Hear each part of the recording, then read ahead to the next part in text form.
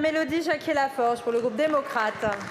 Merci Madame la Présidente. Ma question s'adresse à Monsieur le ministre de l'Agriculture et de l'Alimentation, Monsieur Marc Fesneau. Monsieur le ministre, mes chers collègues, si je vous dis parisienne, franquette, maillette, fer-nord, Lara, à quoi pensez-vous? À la noix. À la noix de Grenoble. C'est pas une chanteuse, mes chers collègues. La culture de la noix, la nuciculture n'est pas épargnée, elle non plus, par le changement climatique, la sécheresse, les tempêtes, la grêle. Et depuis quelques années, elle accumule toutes les difficultés. En 2022, la récolte a été certes exceptionnelle, avec une production de 30 à 40% en plus supérieure à la normale, du jamais vu. Mais cette production remarquable en France, mais aussi dans les autres pays producteurs de noix, s'est malheureusement accompagnée d'une baisse massive, un effondrement même de la consommation mondiale de ce fruit à coque. Les prix, vous l'imaginez, se sont donc écroulés. En 2023, nouveau coup dur, une récolte exceptionnellement basse plonge les nuciculteurs dans d'autres difficultés à venir. Vous le savez, l'AOP de la noix de Grenoble s'est organisée dès 1993 pour réfléchir et développer des moyens de production respectueux, plus efficaces et plus neutres en termes d'atteinte à l'environnement. C'est ainsi qu'a été créée la Cénura, la station d'expérimentation nucicole Rhône-Alpes, cette station de recherche innovante que vous connaissez bien.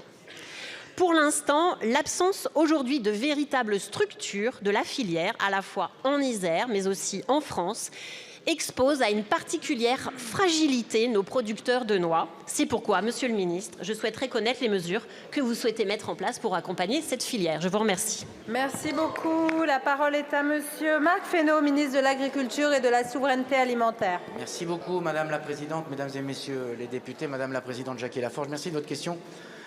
D'abord, pour rappeler ce qu'est la filière noix en France, c'est le deuxième verger derrière les pommes, 25 000 hectares, 25 à 30% en agriculture biologique.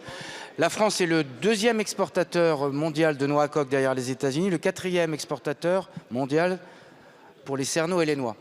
Malgré ces éléments qui devraient nous inviter plutôt à l'optimisme, la filière noix traverse une crise comme d'autres, ça a été évoqué par d'autres députés sur d'autres secteurs, une crise conjoncturelle mais aussi une crise structurelle. Donc il nous faut répondre d'abord à la crise du moment qui est liée à des aléas climatiques qui ont fait trop de production ou pas assez, des aléas inflationnistes si je peux dire qui font qu'il y a des baisses de consommation.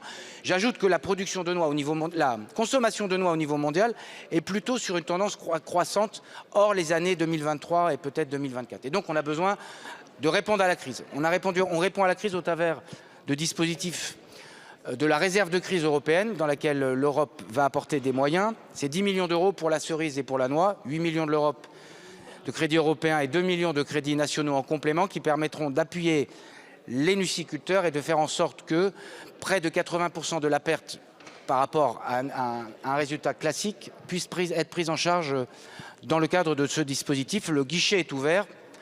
Nous avons fait en sorte que le plus grand nombre de nuciculteurs puissent en bénéficier. Puis deuxième élément, il faut qu'on travaille sur le moyen et long terme. Répondre à la crise immédiate et répondre à la crise structurelle. Et vous avez raison, on a besoin de mieux organiser la filière. D'abord pour avoir une production qui réponde à la demande. On produit beaucoup de fruits à coque, évidemment par nature, mais il faut qu'on arrive à exporter plutôt des cerneaux parce que c'est plutôt ça le marché qui est une tendance. Donc il faut qu'on arrive à transformer mieux la noix.